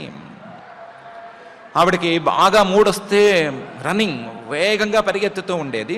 పరిగెత్తితే క్వచిత్ ధావతి ధావంత్యాం, పరిగెత్తుతుంటే ఈయన కూడా పరిగెత్తేవాడు, కూడా పరిగెత్తేవాడు. ఆవిడ ఉన్నట్టుండి పరిగెత్తడం ఆపేస్తే తిష్టంత్యాం అనుతిష్టతి, ఇంతవరకు ఎందుకు పరిగెత్తావు, ఇప్పుడు ఎందుకు పరుగులు ఆపావు అని అడగటం ఏమీ లేదు. ఆవిడ ఆగితే ఈయన కూడా ఆగిపోవటం చేసేవాడు. నేను చాలా అలసిపోయాను అని ఆవిడ చెప్పకుండానే ఒకప్పుడు పడుకుని ఉండేది. ఈ పరుగులు పెట్టి ఆగిపోయి అలసిపోయాను అన్నట్లుగా పడుకునేది. అక్కడికక్కడ పడుకుంటే అనుశేతే శయానాయాం, ఆవిడ ఎక్కడ పడుకుంటే ఆవిడ పక్కన ఈయన కూడా పడుకుంటూ ఉండేవాడు. ఆవిడ పడుకుంటే చాలు, నువ్వే ఎందుకు పడుకున్నావు, ఇంతవరకు ఎందుకు పరుగులు పెట్టావు, ఎందుకు ఆగావు, ఎందుకు పడుకున్నావు, ఆ మాట ఏం లేదు, నువ్వు పడుకో, నీ పక్కనే నేను కూడా నీకు తోడుగా ఉంటాను అన్నట్టు పడుకునేవాడు. అన్వాస్తే క్వచిత్ ఆసతి, ఆవిడ ఎక్కడైనా కూర్చుంటే ఆవిడ పక్కనే కూర్చుని ఉండేవాడు, ఎప్పుడూ విడిచిపెట్టకుండానే ఉండేవాడు. క్వచిత్ ధావతి ధావంత్యాం తిష్టంత్యాం అనుతిష్టతి, అనుశేతే శయానాయాం అన్వాస్తే క్వచిద్ ఆసతి. ఈ విధంగా ఆవిడకి ఆవిడ ఏం చేస్తుంటే అది చేయటం మొదలుపెట్టాడు. ఆవిడ ఇంకా క్వచిత్ శృణోతి శృణ్వంత్యాం పశ్యంత్యాం అనుపశ్యతి, క్వచిత్ జిఘ్రతి జిఘ్రంత్యాం స్పృశంత్యాం స్పృశతి క్వచిత్. ఆవిడకి ఏమైనా వినాలనిపిస్తే కూర్చుని వింటూ ఉండేది, ఏమన్నా పాట వినాలనిపిస్తే పాట వినేది, మాట వినాలనిపిస్తే మాట వినేది, ఏదో వింటూ ఉండేది. ఆవిడ ఏం వింటే ఎప్పుడు వింటే ఈయన అప్పుడు పక్కనే కూర్చుని ఈయన కూడా వింటూ ఉండేవాడు. క్వచిత్ శృణోతి శృణ్వంత్యాం పశ్యంత్యాం అనుపశ్యతి, ఆవిడకి ఒకప్పుడు చూడాలి అనే కోరిక పుట్టేది. ఏదో సినిమానో నాటకమో ఏదో ఒకటి ఆవిడ చూస్తూ ఉంటే పశ్యంత్యాం అనుపశ్యతి, ఈయన కూడా చూస్తూ ఉండేవాడు. క్వచిత్ జిఘ్రతి జిఘ్రంత్యాం, ఆవిడికి మంచి వాసనలు చూడాలి అని కోరిక కలిగి ఏమైనా వాసనలు చూస్తుంటే ఈయన కూడా వాసనలు చూడడం ప్రారంభించేవాడు. స్పృశంత్యాం స్పృశతి క్వచిత్, కొన్నిసార్లు ఆవిడకి అదేం ఆనందమో తెలియదు, ఆ వాటిని వీటిని తడిమి చూసుకుంటూ ఉండేది, స్పర్శ కావాలి నాకు అని. ఆవిడ ఎప్పుడైతే తడిమి చూసుకుంటూ ఉండేదో ఈయన కూడా ఆవిడతో పాటుగా అన్నీ తడిమి చూస్తూ ఉండేవాడు. స్పృశంత్యాం స్పృశతి క్వచిత్, క్వచిత్ శృణోతి శృణ్వంత్యాం పశ్యంత్యాం అనుపశ్యతి, క్వచిత్ జిఘ్రతి జిఘ్రంత్యాం స్పృశంత్యాం స్పృశతి క్వచిత్, క్వచిచ్చ శోచతీం జాయాం అనుశోచతి దీనవత్, అనుహృష్యతి హృష్యంత్యాం ముదితాం అనుమోదతే. ఇంతకుముందు ఆవిడ ఎప్పుడైనా మూడొస్తే భోరున ఏడ్చేదన్నారు కదా, ఆ భోరున ఏడుపు లోపల నుంచి వచ్చే ఏడుపు అవునో కాదో తెలియదు, కానీ ఒకప్పుడు ఆవిడకి లోపల నుంచి దుఃఖం ఎగదన్నుకు వచ్చేది. ఏం కారణమో తెలియదు, నాకు ముందు వెనక ఎవరు లేరనో ఏమో తెలియదు, లోపల నుంచి ఆవిడకి దుఃఖం ఎగదన్నుకు వచ్చేది. అలాంటప్పుడు క్వచిచ్చ, అలాంటి పరిస్థితులు ఏమైనా వస్తే శోచతీం జాయాం, తన భార్య బాగా బాధపడుతుంటే ఆవిడ్ని ఈవిడేమి సాంత్వనపరిచేవాడు కాదు. అనుశోచతి, ఈయన కూడా లోపల నుంచి దుఃఖం ఎగదన్నుకు వస్తున్నట్లుగా బాధపడేవాడు. ఆవిడ బాధపడితే ఈయన కూడా బాధపడేవాడు, పాపం సాంత్వన మాత్రం చేసేవాడు కాదు. ఎంత బాధపడేవాడు అంటే దీనవత్, ఈయనకి ఏమీ లేదు, ఈయన ఈ రాజ్యానికి రాజు కానే కాదు, ఏమీ లేనివాడు, మహాదీనుడు అన్నట్లు ఏడ్చేవాడు, అన్నట్టు బాధపడేవాడు. క్వచిచ్చ శోచతీం జాయాం అనుశోచతి దీనవత్. అలాగే ఆవిడ ఎప్పుడైనా సంతోషపడితే లోపల నుంచి అనుహృష్యతి హృష్యంత్యాం, ఇందాక చెప్పుకున్నట్లుగా పగలబడి నవ్వక్కర్లేదు, లోపల నుంచి సంతోషాన్ని ఏమైనా అనుభవిస్తే, ఇలాంటి వాడు దొరికాడనో ఇలాంటి బకరా దొరికాడనో ఏ కారణంతోనో సంతోషంగా ఉంటే ఈయన కూడా సంతోషపడేవాడు. అనుహృష్యతి హృష్యంత్యాం. ముదితాం అనుమోదతే. ఇంకా లోపల బలమైన ఆనందం అనేది ఆవిడికి వస్తే అనుమోదతే, ఈయన కూడా అలాగే ఆనందాన్ని అనుభవించేవాడు. క్వచిచ్చ శోచతీం జాయాం అనుశోచతి దీనవత్ అనుహృష్యతి హృష్యంత్యాం ముదితాం అనుమోదతే. పాపం ఇవన్నీ చాలా శ్రద్ధగా చేస్తున్నాడు, మంచి భార్యా విధేయుడిగా పనిచేస్తున్నాడు. కానీ అసలు ఒప్పందం ఏంటి అనే మాటను మాత్రం మర్చిపోయాడు. ఒప్పందం ఏంటి? నేను నీకు కావలసిన సౌకర్యాలను అందిస్తాను, నువ్వు నాకు కావలసిన సౌకర్యాలు అందిస్తావు అని కదా ఇద్దరికీ ఒప్పందం. ఆ ఒప్పందంతో లోపలికి కదా ఎంటర్ అయ్యారు వాళ్ళు. ఆ ఒప్పందం పాపం ఇతను మర్చిపోయాడు. మర్చిపోయి విప్రలబ్ధో మహిష్యైవం సర్వ ప్రకృతి వంచిత నేచ్ఛన్ అనుకరోత్యజ్ఞ క్లైబ్యాత్ క్రీడామృగో యథా. వంచనకు గురైపోయాడు. విప్రలబ్ధ వంచబడ్డాడు. విప్రలబ్ధ తన భార్యే తనను వంచింది లేదా మోసం చేసింది. ఆ మోసానికి గురయ్యాడు. అందులోనూ భార్య ఎలాంటి భార్య? మామూలు ఇళ్లలో ఉండే భార్య కాదు, మహిషి, పట్టమహిషి ఆవిడ. ఆవిడ తలుచుకుంటే ఆవిడ గనక రాజుని మోసం చేసేస్తే ఆవిడతో పాటు మిగతా వాళ్ళు కూడా మోసం చేసేందుకు అవకాశం ఉంటుంది. అలాంటి పరిస్థితుల్లో ఉన్న ఆవిడ మోసం చేసింది, ఈయన మోసపోయాడు. విప్రలబ్ధో మహిష్యైవం. దానివల్ల ఏమైంది? సర్వ ప్రకృతి వంచిత. రాజ్యంలో మిగతా మంత్రులు, మిగతా ప్రధానులు వీళ్ళందరూ కూడా ఈయన్ని మోసం చేయటం ప్రారంభించారు. దాంతో సర్వ ప్రకృతి వంచిత. అందరూ ఈయన్ని మోసం చేయటమే పనిగా పెట్టేసుకున్నారు. ఇంతమంది మోసం చేస్తున్నారు కదా, నా భార్యే నాకు మోసం చేస్తోంది కదా, అసలు ఒప్పందం ఏంటి అని పాపం ఈ మంచివాడు ఏ రోజు ఆలోచించలేదు. అజ్ఞ దాని గురించి అసలు పట్టించుకోలేదు, మర్చిపోయాడు. నేచ్ఛన్ అసలు ఎక్కడైనా సరే ఇది బాగాలేదు అని అనిపించినా సరే, ఇష్టం లేకపోయినా సరే, అనుకరోతి, వాళ్ళు ఏ రకంగా మోసం చేసినా సరే వాళ్ళను అనుకరించటం, వాళ్ళను అనుసరించటం మొదలుపెట్టాడు. భార్య ఏం చేస్తే అది చేయటం అనేది ఎలాగూ చేస్తున్నాడు. అలాగే మిగతా ప్రధానులు, మంత్రులు వాళ్ళు ఎలా చెప్తే అలా వినటం అని కూడా మొదలుపెట్టేశాడు. నేచ్ఛన్ అనుకరోత్యజ్ఞ క్లైబ్యాత్. ఈయన స్వతంత్రుడు, ఈయన మహారాజు, దీనికి అంతటికీ నిర్వాహకుడు అనే అభిప్రాయం అందరికీ పోయింది. ఈయన పరవశుడు అని పేరు వచ్చేసేసింది. కేవలం భార్య మాటే విని, మంత్రుల మాటే విని, లేదా పరివారం మాటనే వింటూ పాలన సరిగ్గా పట్టించుకోని రాజుగారి మీద ఏం పేరు వస్తుందో ఆ పేరు వచ్చేసింది. చివరికి ఎలా తయారయ్యాడు అంటే క్రీడామృగో యథా. ఓ కోతి లాంటి జంతువులకి చిన్న చిన్న ట్రైనింగ్లు ఇచ్చి ఆడుకోవటానికి వీలుగా వాటిని తయారు చేసి వాటికి మెడలో ఒక గొలుసు కట్టి ఆడుకుంటూ ఉంటారు కదా, అలా ఆడుకోవటానికి వీలుగా ఉండే జంతువులాగా తయారైపోయాడు. క్రీడామృగ. మృగం కాస్త పవిత్రంగా ఉండాలి, మంచిగా ఉండాలి అనుకుంటూ కోతో ఇంకోటో పెట్టుకోవచ్చు, లేదు అనుకుంటే కుక్క నక్క కూడా అనుకోవచ్చు.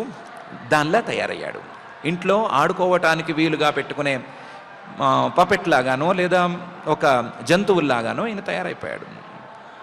విప్రలబ్ధో మహిష్యైవం సర్వ ప్రకృతి వంచిత నేచ్ఛన్ అనుకరోత్యజ్ఞ క్లైబ్యాత్ క్రీడామృగో యథా అని నారద మహర్షి గారు పురంజనుడి గురించి, అతని యొక్క దురవస్థ గురించి ఈ శ్లోకం వరకు ఉన్న శ్లోకాలలో చెప్పారు.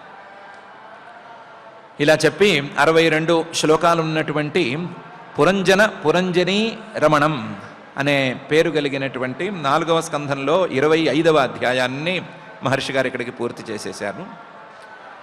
ఈ అధ్యాయంలో మనకు తెలిసినట్లుగా ముందు ప్రాచీన వర్హి గారితో నారద మహర్షి గారు మాట్లాడటం ప్రారంభించటం, అందులో ముఖ్యమైన ప్రశ్నలు నారద మహర్షి గారు వేయటం, ప్రాచీన వర్హి గారు నాకు సమాధానం తెలియదు నువ్వే చెప్పు అని అడగటం, దానికి సమాధానంగా మహర్షి గారు నీకు ఒక కథ చెప్తాను విను అని పురంజనోపాఖ్యానాన్ని ప్రారంభించటం.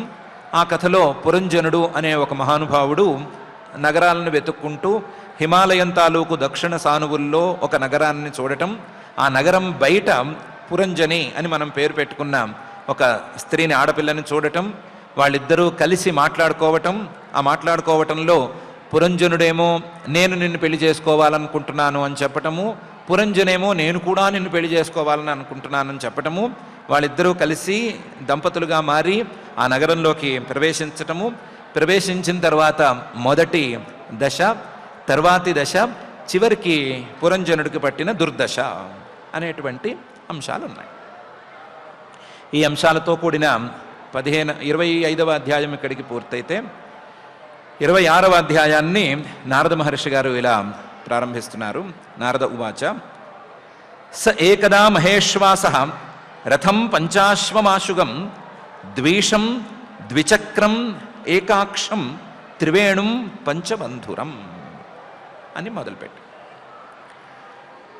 పురంజనుడు పాపం భార్యకి అనుకూలంగా ఉండటాన్ని నేర్చేసుకున్నాడు, అలవాటు పడిపోయాడు దానికి. భార్య ఏం చెప్తే అది చేయటం అనే పరిస్థితిని దాటి భార్య ఏం చేస్తే అది చేయటం అనే పరిస్థితి దాకా వచ్చాడు. వచ్చినవాడు కూడా ఒకరోజు ఏం పుట్టిందో తెలియదు, సహా ఏకదా ఒకరోజు ఈ భార్యని కాదనుకుని అడవికి వేటకి బయలుదేరాడు. వేటకి ఎలా బయలుదేరతారు? మహేశ్వాస, ఓ పెద్ద ధనుస్సు తీసుకున్నాడు. అలాగే మంచి రథాన్ని రెడీ చేయమన్నాడు. రథాన్ని రెడీ చేశారు. ఆ రథానికి పంచాశ్వం 5 గుర్రాలను పూంచి పెట్టమన్నాడు. 5 గుర్రాలను పూంచారు. ఆశుగం 5 గుర్రాలు వేగంగా పరిగెత్తాలి, 5 గుర్రాలతో ఈ రథం కూడా వేగంగా నడవాలి అని ముందే చెప్పాడు. దానికి తగ్గట్లుగా సిద్ధం చేశారు. ఆ రథానికి ద్విషం, అడ్డదండాలు 2 ఉండాలి అని చెప్పాడు. అడ్డకర్రలు లాంటివి 2 ఉండాలి అని చెప్పాడు. అలాగే ఉండే రథమే ఏర్పాటు చేశారు. ద్విషం. రథానికి ద్విచక్రం, 2 చక్రాలు ఉండాలి అన్నాడు. ద్విచక్రం రథాన్ని ఏర్పాటు చేశారు. ఏకాక్షం, ఆ రథానికి ఒకే కిటికీ ఉండాలి అని కూడా చెప్పాడు. ఒక కిటికీ లాంటి ఇది ఉండాలి అని చెప్పాడు. అలాగే చేస్తామన్నారు. త్రివేణుం, ఈ ధ్వజం మీద, ఈ రథం మీద 3 ధ్వజాలు ఎగరేయాలి అని చెప్పాడు. రథానికి 3 ధ్వజాలు ఉండాలి అన్నాడు. జనరల్గా ఒకటే ధ్వజం ఉంటుంది, ఒకటే జెండా ఉంటుంది. అలా కాదు, నాకు 3 జెండాలు కావాలన్నాడు. ఓ అలాగే చేస్తామన్నారు. త్రివేణుం, 3 జెండాలు ఎగరేశారు. పంచబంధురం, దీనికి 5 రకాలుగా బంధనాలను కట్టాలి అని చెప్పాడు. రథాన్ని అక్కడక్కడ కడతారు కదా, ఆ కట్టే ప్రాంతాల్లో ఒక ముడి వేయటానికి వీల్లేదు, 5 ముళ్ళు వేయాలి అని చెప్పాడు. వాళ్ళు సరే అన్నారు, ఏర్పాటు చేశారు. ఈ రథంతో ఈ ధనుస్సు తీసుకుని ఈయన వేటకు బయలుదేరాడు. స ఏకదా మహేశ్వాస రథం పంచాశ్వం ఆశుగం ద్విషం ద్విచక్రం ఏకాక్షం త్రివేణుం పంచబంధురం అనే ఈ లక్షణాలు కలిగిన రథం మీద మహేశ్వాస పెద్ద ధనుస్సు తీసుకుని ఆయన బయలుదేరాడు. ఆ రథం తాలూకు విశేషాలు ఇక్కడతో పూర్తవలేదు. ఏకరశ్మ్యేకదమనం ఏకనీడం ద్వికూబరం పంచప్రహరణం సప్తవరూథం పంచవిక్రమం అనే తీరులో ఆ రథం ఉంది. ఏకరశ్మి, 5 గుర్రాలున్నాయి కదా అని 5 గుర్రాలకి 5 కళ్ళాలు కుదరదన్నాడు. 5 గుర్రాలకు కలిపి ఒకే కళ్ళం ఉండాలి అని చెప్పాడు. గుర్రాలని రథంతో కట్టే తాడు కళ్ళం అయితే ఆ కళ్ళం ఒకటే ఉండాలి, ఆ గుర్రాలని నియంత్రించే తాడు ఒకటే అయి ఉండాలి అని చెప్పాడు. సరే అన్నారు. ఏకరశ్మి. అలాగే ఏకదమనం, సారథి కూడా ఒకడే ఉండాలి అన్నాడు. సారథిని ఒకడినే పెట్టారు. ఏకనీడం, ఏంటంటే ఒకే మనిషి కూర్చోవటానికి చోటు ఉండాలి అని చెప్పాడు. ఒక సీటే ఉండాలి అని చెప్పాడు. ఒక సీటే ఉంచారు. ఏక నీడం. అలాగే ద్వికూబరం, బంధనం చేసేటప్పుడు గుర్రాల్ని ఈ రథాన్ని కట్టేటప్పుడు ఆ బంధన స్థానాలు 2 ఉండాలి అని చెప్పాడు ప్రత్యేకించి. ఆ కూబరాలు అంటారట దాన్ని. ఆ కూబరాలు 2 ఉండాలి అన్నాడు. 2 ఏర్పాటు చేశారు. ద్వికూబరం. ఈ రథంలో పంచప్రహరణం అని కావాలి అన్నాడు. 5 రకాల ఆయుధాలను ఈ రథంలో ఉంచాలి అని చెప్పాడు. ప్రహరణం అంటే విసిరేయటానికి వీలుగా ఉండేటువంటి ఆయుధం. ఆ ఆయుధాలు 5 ఉండాలి అని చెప్పాడు. సరే అన్నారు. పంచప్రహరణం తయారు చేశారు. వెళ్ళేది వేటకు కాబట్టి ఏ జంతువైనా సరే ఈ రథం మీదకు అటాక్ చేస్తే కాపాడుకోవటానికి సప్తవరూథంగా ఈ రథం ఉండాలని చెప్పాడు. అంటే దీనికి రకరకాల రక్షణ ఏర్పాట్లు చేయండి, అవి 7 అంచెల ఏర్పాట్లు ఉండాలి అని చెప్పాడు. ముందు రథానికి చర్మం లాంటిది చుట్టమన్నాడు, దాని మీద ఇనుపు రేకులు లాంటివి కట్టమన్నాడు. ఇలా 7 అంచెల భద్రతా వ్యవస్థను దీనికి ఏర్పాటు చేయమన్నాడు. ఏ మృగము దీని మీద పడ్డా సరే దీనికి ఏమీ హాని జరగకూడదు, దీని చక్రాలు కానీ దీని బాడీ కానీ ఏమీ వంగిపోకూడదు అని చెప్పాడు. సప్తవరూథం. పంచవిక్రమం, ఈ రథం ఎక్కడ పడితే అక్కడ వెళ్ళేందుకు వీలుగా ఉండాలి అని చెప్పాడు. విక్రమం, దీని విన్యాసం, దీని నడక పంచ విస్తృతంగా ఉండాలి. దీని నడక విస్తృతంగా ఉండాలి. ఎగుడు దిగుడు మార్గాల్లోనూ ఇది ప్రయాణించగలగాలి, సాఫీగా ఉన్నా ప్రయాణించగలగాలి, ఇసుక లాంటి మార్గాలు వచ్చినా ప్రయాణించగలగాలి, కొండలెక్కగలగాలి, ఏమైనా చేయగలగాలి. అలా ఉండేట్టుగా చూడండి అన్నాడు. అలాంటి దాన్ని పంచవిక్రమం తయారు చేసి ఇచ్చారు. ఏకరశ్మి, ఏకదమనం, ఏకనీడం, ద్వికూబరం, పంచప్రహరణం, సప్తవరూథం, పంచవిక్రమంగా ఆ రథం ఉంది. ఇన్ని రకాల భద్రతా వ్యవస్థలు, ఈయన చెప్పిన నియమాలన్నీ ఉంటే మరి రథం బాగుండాలి కదా. అంటే బాగుండేటట్టు కూడా చూసుకున్నాడు. హైమోపస్కరమారుహ్య స్వర్ణవర్మాక్షయేషుధి ఏకాదశ చమూనాథ పంచప్రస్థమగాద్వనం. హైమోపస్కరం, ఆ రథానికి అక్కడక్కడ బంగారు అలంకారాలు తయారు చేయమన్నాడు. బంగారంతో బయట చూపించమన్నాడు. దాంతో ఆ ఏర్పాట్లు చేశారు. బంగారంతో దగదగలాడిపోతోంది రథం. ఆ హైమోపస్కరం ఇలాంటి బంగారు ఆభరణాలు, బంగారు అలంకారాలు కలిగి ఉన్న రథాన్ని ఈ పురంజనుడు ఆరుహ్య ఎక్కాడు. ఎక్కినవాడు ఎలా ఎక్కాడు? స్వర్ణవర్మ, బంగారంతో చేసిన కవచాన్ని ధరించాడు. బంగారంతో కవచాన్ని అలంకారం కోసం ధరించాలే కానీ ఇలాంటి వేటలకి లేదా యుద్ధాలకి వెళ్ళేటప్పుడు ధరిస్తే ఉపయోగం ఉండదు. బంగారం అనేది ఎక్కువ దెబ్బని కాచుకోదు. ఇనుము కానీ చర్మం కానీ అలాంటివి చూసుకుంటారు. కానీ ఈయన మాత్రం స్వర్ణవర్మ, నాకు బంగారంతో చేసిన కవచమే కావాలన్నాడు. ఆ కవచాన్నే తీసుకున్నాడు, దాన్నే ధరించాడు. మహేశ్వాస అని పెద్ద ధనుస్సు తీసుకున్నాడు అనుకున్నాం కదా. అక్షయ ఇషుధి, తూణీరం, బాణాలు ఉంచుకునేటువంటి తూణీరాన్ని కూడా తీసుకున్నాడు.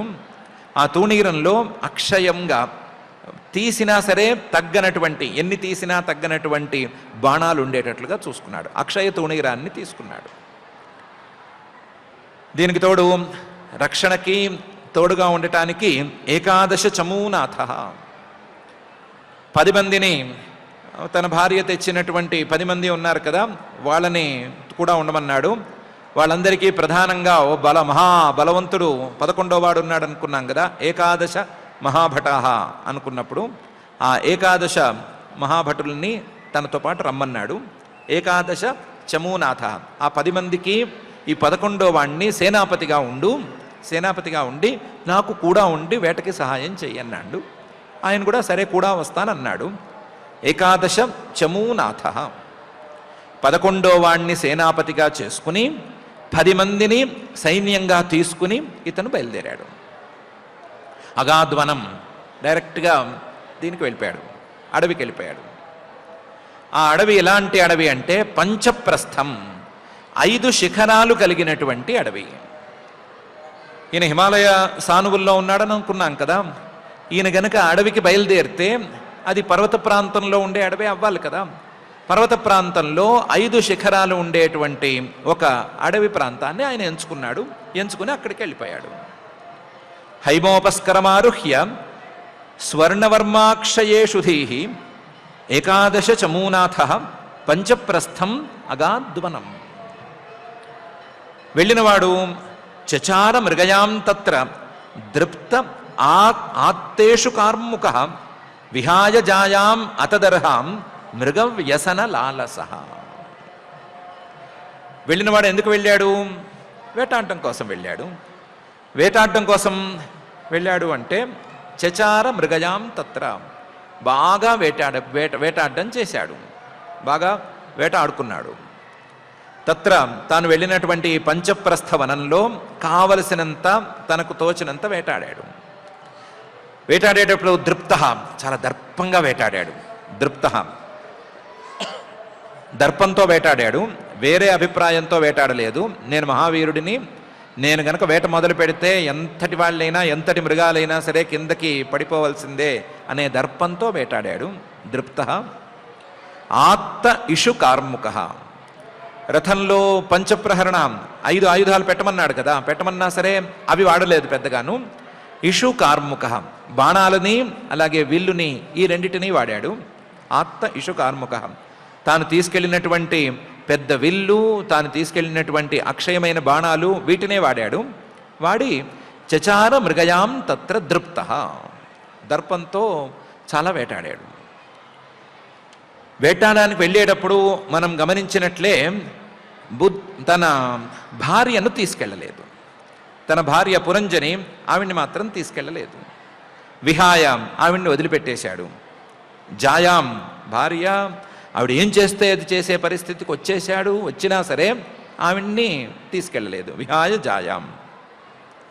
అతదర్హం, ఇంతకాలం పాటు ఈయన చేసిన పనులకి, ఆవిడ ఏం చేస్తే చేయటం అని చేసుకున్న అలవాటుకి ఆవిడ్ని వదిలిపెట్టి వేటకి వెళ్ళటం అనేది సరి అయిన పద్ధతి కాదు. విహాయ జాయాం అతదర్హం, ఆవిడ్ని వదిలిపెట్టి ఉండకూడదు ఇతను, అయినా సరే వదిలిపెట్టేశాడు. విహాయ జాయాం అతదర్హం. ఎందుకు వదిలిపెట్టేశాడంటే మృగ వ్యసన లాలస. ఈ మృగాలను వేటాడటం అనేటువంటి వ్యసనం, దురభ్యాసం, ఆ దురభ్యాసం మీద ఉండేటువంటి లాలసత, అత్యధికమైనటువంటి కోరిక, ఆ కోరికతో ఈ పని చేశాడు. ఇంతకాలం తనకంటూ విడిగా కోరిక లేదు. ఆ భార్యకి ఏం కోరిక ఉంటే అదే కోరిక తనది అనుకుంటూ వచ్చాడు. అలాంటిది ఈరోజు భార్య కోరికను లెక్క చేయకుండా తనకుండేటువంటి ఈ కోరికను పెట్టుకుని ఆవిడ్ని అక్కడ వదిలేసి వేటాడటం కోసం అడవిలోకి వచ్చేశాడు. వచ్చినవాడు భయంకరంగా వేటాడాడు. చచార మృగయాం తత్ర దృప్త ఆప్తేషు కార్ముక, ఆత్తేషు కార్ముక, విహాయ జాయాం అతదర్హాం మృగ వ్యసన లాలస. వేటాడటం అంటే ఎంత ఘోరంగా వేటాడాడు అంటే ఆసురీం వృత్తిమాశ్రిత్య ఘోరాత్మా నిరనుగ్రహ న్యహనత్ నిశితైర్బాణై వనేషు వనగోచరాన్ అనే తీరులో వేటాడాడు. ఆసురీం వృత్తిమాశ్రిత్య, కేవలం రాక్షసుల్లాంటి వాళ్ళు, అసురుల్లాంటి వాళ్లే ఇంత ఘోరమైన వేట ఆడతారు. వేటాడడంలో కూడా మంచిగా వేటాడటము, నికృష్టంగా వేటాడటము అనే తేడాలు ఉంటాయి కదా. ఈతను కనిపించిన ప్రతి జంతువుని కొట్టడం అనేటువంటి రాక్షస రీతిలో వేటాడడం ప్రారంభించాడు, చేశాడు. ఆసురీం వృత్తిమాశ్రిత్య. ఆ వేటాడేటప్పుడు అతని మొహం చూస్తే చాలా భయంకరంగా ఉంది. అతని శరీరం అంతా కూడా ఆ వేటకు తగ్గట్టుగా మారిపోయిందా అన్నట్లుంది. ఘోరాత్మ, చూడ్డానికి భయంకరంగా ఉన్నాడు. నిరనుగ్రహ, ఏ ప్రాణి మీద, ఏ మృగం మీద దయ చూపించటం లేదు, ప్రతి మృగాన్ని కొట్టేస్తున్నాడు. నిరనుగ్రహ. న్యహనత్, ప్రతి దాన్ని కొడుతూనే ఉన్నాడు. కొట్టడం కూడా నిశితైర్బాణై, వాటి ప్రాణం పోయేటట్టు, వాటి ఆయువు పట్లన్నీ వదిలిపోయేటట్టు కొడుతున్నాడు. నిశితైర్బాణై, తీక్ష్ణమైనటువంటి బాణాలతో కొడుతున్నాడు. పాపం ఆ అడవిలో ఉండే మృగాలు ఎక్కడుండాలి? వాటికి జీవించడానికి ఎక్కడ స్వాతంత్ర్యం ఉంది అంటే వనేషు. ఎందుకంటే అవి వనగోచరాహ, అడవిలో ఉండేటువంటి ప్రాణులు. అవేవి ఈయన ప్రాంతానికి రాలేదు, అవేవి ఈయన ఉండేటువంటి ప్రాంతానికి వచ్చి ఇన్ని హింస పెట్టలేదు. అయినా సరే ఈయనే వనేషు, వనానికి వెళ్ళి, అడవికి వెళ్ళి, వనగోచరాన్, పాపం వాటి మానాన జీవిస్తున్నటువంటి ఆ ప్రాణులన్నిటినీ న్యహనత్, గట్టిగా కొట్టేశాడు. ఆసురీం వృత్తిమాశ్రిత్య ఘోరాత్మా నిరనుగ్రహ న్యహనత్ నిశితైర్బాణై వనేషు వనగోచరాన్ అని నారద మహర్షి గారు ఈ శ్లోకంలో చెప్పారు. అదేం మాట, వేటాడడానికి కూడా స్వాతంత్ర్యం లేకుండా పోయిందా రాజుగారికి? రాజు అంటే వేట ఆడాలి. రాజుగారికి వేట అనేది ఒక రకంగా విహితమైనటువంటి ధర్మం. ఆ విహితమైన ధర్మాన్ని లేదా తనకున్నటువంటి ఒక అవకాశాన్ని ఈయన వినియోగించుకోలేకపోయాడా? వినియోగించుకోలేకపోయాడు అన్నదానికి ప్రతీకగా ఆసురీం వృత్తిమాశ్రిత్య, ఓ రాక్షసుల్లా ప్రవర్తించాడు. వనేషు వనగోచరాన్, వాటి మానాన అవి అడవుల్లో కాలక్షేపం చేస్తుంటే ఈయన వెళ్ళి వాటిని కొట్టడం మొదలుపెట్టాడు అని చెప్తున్నారు. ఆయనేమో ఘోరాత్మ అని, చాలా భయంకరమూర్తిగా తయారయ్యాడు అని తిడుతున్నారు. నిరనుగ్రహ, ఆయనకి దయలేదు అంటున్నారు. నిశితైర్బాణై, తీక్ష్ణమైన బాణాలతో వాటన్నిటినీ కొట్టారని తిడుతున్నారు కదా. వేటకి వెళ్ళిన తర్వాత ఏమన్నా పూలు వేసినట్టు ఇలా ఇలా ఎవరైనా రాళ్ళు రప్పలేస్తారా? కొడితే గట్టిగానే కొడతారు. వేట ఆడటం అనేది ఆయన హక్కు. ఆ హక్కుని వాడుకుంటుంటే ఎందుకు ఇంత అసహ్యంగా చెప్పుకుంటున్నారు అని అడిగితే దానికి నారద మహర్షి గారు 3 శ్లోకాల్లో సమాధానం చెప్పారు. వేట తాలూకు నియమాలు, ఆ నియమాల ద్వారా అర్థం చేసుకోవాల్సినటువంటి కొన్ని విషయాలు అనే వాటిని దృష్టిలో పెట్టుకుని 3 శ్లోకాలతో సమాధానం చెప్తూ, ఇది సమాధానం ఉంది కాబట్టి ఈయన మాత్రం దీన్ని దాటి ఆసురీం వృత్తిమాశ్రిత్య ఘోరాత్మా నిరనుగ్రహ న్యహనన్ నిశితైర్బాణైర్ వనేషు వనగోచరాన్ అనే తీరులోనే వేటాడాడు అని చెప్తున్నారు. 3 శ్లోకాల్లో మహర్షి గారు చెప్పినటువంటి వేటకి ఇలాంటి వాటికి ఉన్న నియమాలేంటి, దాన్ని బట్టి చూస్తే ఈ రాజుగారు చేసినటువంటి పని, ఈ రాజుగారు మొదలుపెట్టినటువంటి వేట సవ్యమైంది అవునా కాదా అనే సంగతిని మనం పైన చూద్దాము. నియమాలేంటి వాటన్నిటిని మనం పరిశీలించుకుందాము. కానీ ఎప్పుడైనా ఎవరైనా, మనలో ఎవరైనా లేదా మనమైనా సరే, మన అభిప్రాయాన్ని మనమే మర్చిపోయి పక్కవాళ్ళ అభిప్రాయానికి తలూపేటువంటి పరిస్థితికి వచ్చామా అని ఈ పురంజన వృత్తాంతంలో ఒక్కసారి మనం కూడా ఆత్మపరిశీలన చేసుకుందాం. పురంజనుడు నేను చాలా గొప్పవాణ్ణి అనుకుని, మహావీరుణ్ణి నాలాంటి వాడికి ఇలాంటి అందమైన ఆడపిల్ల సరిపోతుంది అనుకున్నట్లుగా ఆవిడ్ని తీసుకుని నగరంలోకి ప్రవేశించాడు. ప్రవేశించిన దగ్గర నుంచి మొదట్లో కథ బాగుందో లేదో తెలియదు, కానీ తర్వాత వాళ్ళకు అనుకూలంగా మారిపోయాడు. తనకంటూ ఉండేటువంటి తన సొంత అభిప్రాయాలని లేదా తనకున్న అలవాట్లని వీటన్నిటినీ పక్కన పెట్టేసి భార్య వైపు వాళ్ళు చెప్పినటువంటి, వాళ్ళ వైపు వాళ్ళు ఉన్నటువంటి తీరులో తాను నడుచుకోవటం ప్రారంభించాడు. వాళ్ళు మంచిగా ఉన్నప్పుడు లేదా మంచిదే చేస్తున్నప్పుడు, ఇతని అభివృద్ధి పథంలోకి తీసుకెళ్తున్నప్పుడు అది మనకి తప్పుగా తోచకపోవచ్చు. కానీ వాళ్ళ ఇష్టం వచ్చినట్లు వాళ్ళు ఉంటున్నప్పుడు, వాళ్ళకేదో లాభం కలిగేటట్లుగా వాళ్ళు ప్రవర్తిస్తున్నప్పుడు ఇతను కూడా వాళ్ళలాగా మారటం అనేది గనక ఉంటే అది తప్పయ్యేందుకే అవకాశం హెచ్చుగా ఉంది. కాబట్టి ఇలా తప్పయ్యేందుకు అవకాశం హెచ్చుగా ఉండేట్లుగా మనం ఎప్పుడైనా ఇతరులను అనుకరిస్తున్నామా అని ఒకసారి ఆత్మపరిశీలన చేసుకుందాము. అనుసరణ, అనుకరణ అనేది మానవ జీవితంలో చాలా చాలా లోతుగా పాతుకుపోయినటువంటి, పైకి చెప్పుకోవటానికి అభ్యాసం, అసలు చెప్పుకోవటానికి దురభ్యాసం. ఆ దురభ్యాసాన్ని మనం ఎంత బాగా అలవాటు చేసుకుని ఉన్నాము, దాన్ని తప్పించుకోవటానికి, మనకు మంచిది, మనకు కావలసింది మనం చేసుకోవటానికి, మనం స్వాతంత్ర్యాన్ని సాధించుకోవటానికి మనం చేయవలసిన ప్రయత్నం ఏమిటి అనే విషయం మీద గట్టిగా ఆత్మపరిశీలన చేసుకుందాము.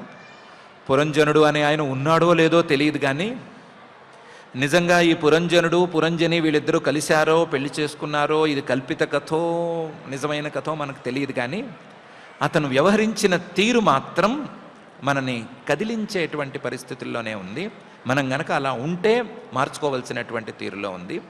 కాబట్టి మనం గనక అలా ఉంటే, కేవలం అనుకరణతో గడిపే పరిస్థితుల్లో ఉంటే, మార్చుకుని మనకు మంచిది ఏది అని ఆలోచించి నిర్ణయించుకుని దానికి తగ్గట్లుగా నడుచుకునేందుకు వీలుగా ఈ పురంజనుణ్ణి మనం వ్యతిరేక ఉదాహరణగా మార్చుకుందాము.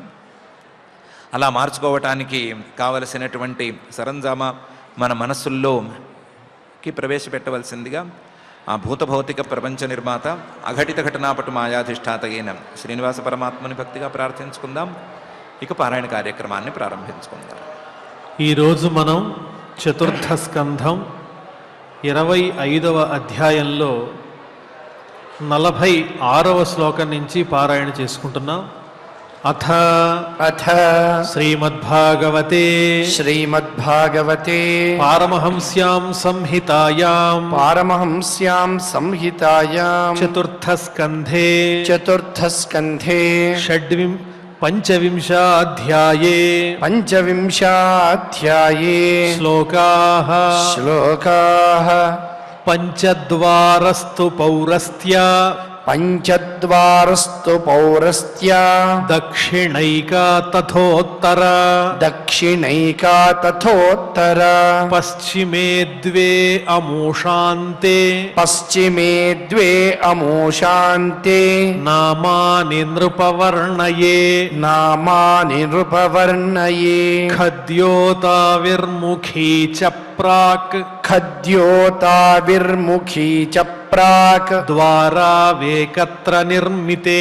ద్వారావేకత్ర నిర్మితే ఖద్యోతావిర్ముఖీ చ ప్రాక్ ద్వారా వేకత్ర నిర్మితే ఖద్యోతావిర్ముఖీ చ ప్రాక్ ద్వారావేకత్ర నిర్మితే విభ్రాజితం జనపదం విభ్రాజితం జనపదం యాతి తాభ్యాం ద్యుమత్సఖః యాతి తాభ్యాం ద్యుమత్సఖః నళినీ నాళినీ చ ప్రాక్ నళినీ నాళినీ చ ప్రాక్ ద్వారా వేకత్ర నిర్మితే ద్వారావేకత్ర నిర్మితే నళినీ నాళినీ చ ప్రాక్ ద్వారా వేకత్ర నిర్మితే నళినీ నాళినీ చ ప్రాక్ ద్వారావేకత్ర నిర్మితే అవధూత సఖస్తాభ్యాం అవధూత సఖస్తాభ్యాం విషయం యాతి సౌరభం విషయం యాతి సౌరభం ముఖ్యానామ పురస్తాద్వాహ ముఖ్యానామ పురస్తాద్వాహ తయాపణ బహూదనౌ తయాపణ బహూదనౌ విషయౌ యాతి పురరాట్ విషయౌ యాతి పురరాట్ రసజ్ఞ విపణాన్వితః రసజ్ఞ విపణాన్వితః పితృహోర్నృపపుర్యాద్వాహ పితృహోర్నృపపుర్యాద్వాహ దక్షిణేన పురంజనః దక్షిణేన పురంజనః రాష్ట్రం దక్షిణ పంచాలం రాష్ట్రం దక్షిణ పంచాలం యాతి శ్రుతధరాన్వితః యాతి శ్రుతధరాన్వితః దేవహోర్నామ పుర్యాద్వాహ దేవహోర్నామ పుర్యాద్వా ఉత్తరేణ పురంజనః ఉత్తరేణ పురంజనః రాష్ట్రముత్తర పంచాలం రాష్ట్రముత్తర పంచాలం యాతి శ్రుతధరాన్వితః యాతి శ్రుతధరాన్వితః ఆసురీనామ పశ్చాద్వాహ ఆసురీనామ పశ్చాద్వాహ తయా యాతి పురంజనః తయా యాతి పురంజనః గ్రామకం నామ విషయం గ్రామకం నామ విషయం దుర్మదేన సమన్వితః దుర్మదేన సమన్వితః నిర్తిర్నామ పశ్చాద్వాహ నిర్తిర్నామ పశ్చాద్వాహ తయా యాతి పురంజనః తయా యాతి పురంజనః వైశసన్నామ విషయం వైశసం నామ విషయం లుబ్ధకేన సమన్వితః లుబ్ధకేన సమన్వితః అంధావమీషాం పౌరాణాం అంధావమీషాం పౌరాణాం నిర్వాక్పేశస్కృతావుభౌ నిర్వాక్పేశస్కృతావుభౌ అక్షణ్వతామధిపతిస్తాభ్యాం అక్షణ్వతామధిపతిస్తాభ్యాం యాతి కరోతి చ యాతి కరోతి చ అక్షణ్వతామధిపతిః అక్షణ్వతామధిపతిః తాభ్యాం యాతి కరోతి చ తాభ్యాం యాతి కరోతి చ సయర్హ్యంతః పురగతో సయర్హ్యంతః పురగతో విషూచీన సమన్వితః విశూచీన సమన్వితః మోహం ప్రసాదం హర్షం వా మోహం ప్రసాదం హర్షం వా యాతి జాయాత్మజోద్భవం యాతి జాయాత్మజోద్భవం ఏవం కర్మసు సంసక్తః ఏవం కర్మసు సంసక్తః కామాత్మా వంచితో బుధః కామాత్మా వంచితో బుధః మహిషి యద్యదీహేత మహిషీ యద్యదీహేత తత్తదేవాన్వవర్తత తత్తదేవాన్వవర్తత క్వచిత్ పిబంత్యాం పిబతి క్వచిత్ పిబంత్యాం పిబతి మదిరాం మదవిహ్వలః మదిరాం మదవిహ్వలః అశ్నంత్యాం క్వచిదశ్నాతి అస్నంత్యాం క్వచిదశ్నాతి జక్షత్యాం సహజక్షితి జక్షత్యాం సహజక్షితి క్వచిద్ గాయతి గాయంత్యాం క్వచిద్ గాయతి గాయంత్యాం రుదత్యాం రుదతి క్వచిత్ రుదత్యాం రుదతి క్వచిత్ క్వచిద్ధసంత్యాం హసతి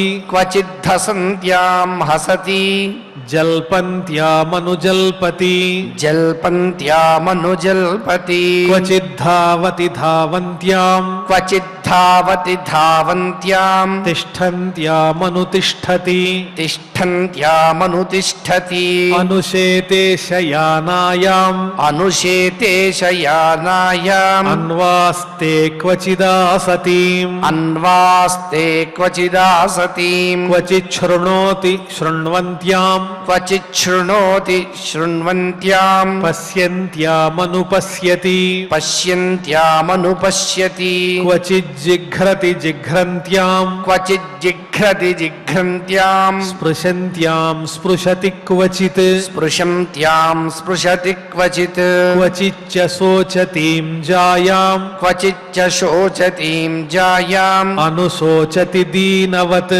అనుశోచతి దీనవత్ అనుహృష్యతి హృష్యంత్యాం అనుహృష్యతి హృష్యంత్యాం ముదితామనుమోదతే ముదితామనుమోదతే విప్రలబ్ధో మహిష్యైవం విప్రలబ్ధో మహిష్వైవం సర్వప్రకృతివంచితః సర్వప్రకృతివంచితః నేచ్ఛన్ననుకరోత్యజ్ఞః నేచ్ఛన్ననుకరోత్యజ్ఞః క్లైబ్యాత్ క్రీడా మృగో యథా క్లైబ్యాత్ క్రీడా మృగో యథా ఇతి ఇతి శ్రీమద్భాగవతే శ్రీమద్భాగవతే పారమహంస్యాం సంహితాయాం పారమహంస్యాం సంహితాయాం చతుర్థస్కంధే చతుర్థస్కంధే పంచవింశోऽధ్యాయः పంచవింశోऽధ్యాయः అథ అథ శ్రీమద్భాగవతే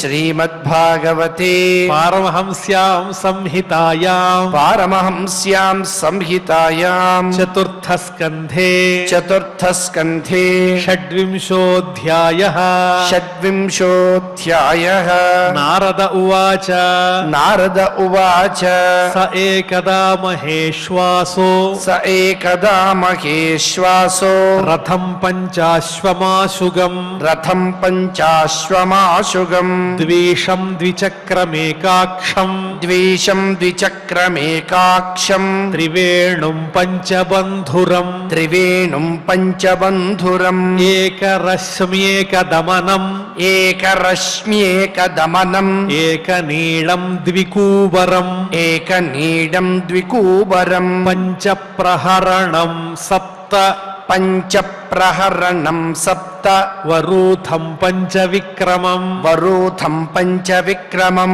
పంచ ప్రహరణం సప్తవరూథం పంచవిక్రమం పంచ ప్రహరణం సప్త వరూథం పంచవిక్రమం హైమోపస్కరమారుహ్య హైమోపస్కరమారుహ్య స్వర్ణవర్మాక్షయేషుధిః స్వర్ణవర్మాక్షయేషుధిః ఏకాదశ చమూనాథః ఏకాదశ చమూనాథః పంచప్రస్థమగాద్వనం పంచప్రస్థమగాద్వనం చచార మృగయాం తత్ర చచార మృగయాన్ తత్ర దృప్త ఆత్తేషు కార్ముకః దృప్త ఆత్తేషు కార్ముకః విహాయ జాయామ తదర్హాం విహాయ జాయామ తదర్హాం మృగవ్యసనలాలసః మృగవ్యసనలాలసః ఆసురీం వృత్తిమాశ్రిత్య ఆసురీం వృత్తిమాశ్రిత్య